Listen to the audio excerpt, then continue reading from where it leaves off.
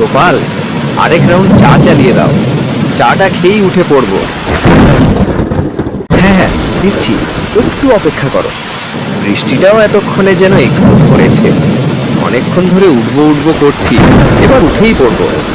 তোমরা উঠলেই আমিও দোকানে ঝাঁপ ফেলবো, বুঝেছ? আচ্ছা, এখানকার জমিদার বাড়িটা কোথায় বলতে পারবেন? সে বার, কিন্তু এত রাতে জমিদার বাড়ি খুঁজছেন কেন? ওখানে তো দিনের বেলাতেই কেউ যায় না। আর আপনি এই ঝড়জলের রাতে সুস্থ শরীরকে অকারণে ব্যস্ত করবেন কেন? জীবনটা শুধু খেয়ে ঘুমিয়ে হাত পা চড়িয়ে কাটিয়ে দিলে হবে? জীবনের রোমাঞ্চও তো চাই, তাই না? রোমাঞ্চের যখন এত শখ, তখন যান ওই ভূতের বাড়িতে। এই দোকানের পাশের রাস্তা ধরেই যেতে হবে। বলছি যে আপনারা সঙ্গে গিয়েই দেখিয়ে দিন না বাবু। তা পারবো না বাবু, আপনার যখন এতই রোমাঞ্চের শখ, তা একাই যান না। এই পথ ধরে গেলেই সামনে পেয়ে যাবেন জমিদার বাড়ি। না মানে চলুন না, একটু যাই। আচ্ছা তাহলে আসুন, আমাদের সাথে আসুন।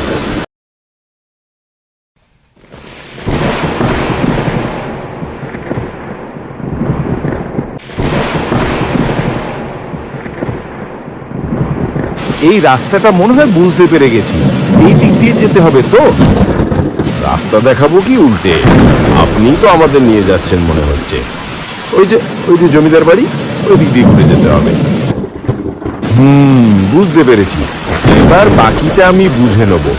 আপনারা আসুন। ধন্যবাদ। আজ খুব বেচা কেনা হয়েছে সারাদিন। এবারে ঝাঁপখানা ফেলে দিই। সেই তুমি না হয় ঝাঁপ ফেলবে, কিন্তু এই দুর্যোগের রাতে লোকটা যে ওই হানাবাড়িতে ঝাঁপ মারলো, তার কি হবে? লোকটা কি সত্যি জমিদার বাড়ির ভিতরে গেল? গেল মানে যাবার জন্য তো একেবারে লাফালাফি করছিল। এখন কিন্তু আমার লোকটার জন্য একটু অস্বস্তি হচ্ছে। তা কেন? সে তো নিজের ইচ্ছেতেই গেছে।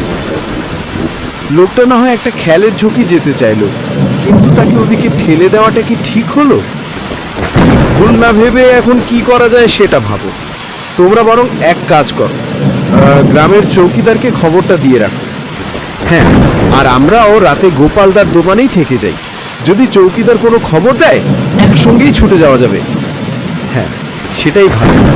গোপালদা, চায়ের জল বসিয়ে দাও, তাহলে আমরা চৌকিদারকে বলে আসি।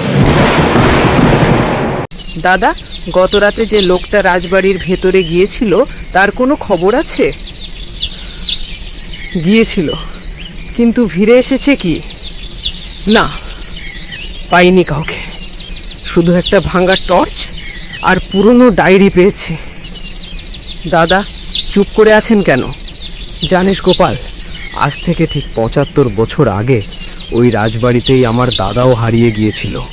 কি বলছেন? হ্যাঁ, হয়তো নিয়তি আবার কাউকে টেনে নিল ওখানে।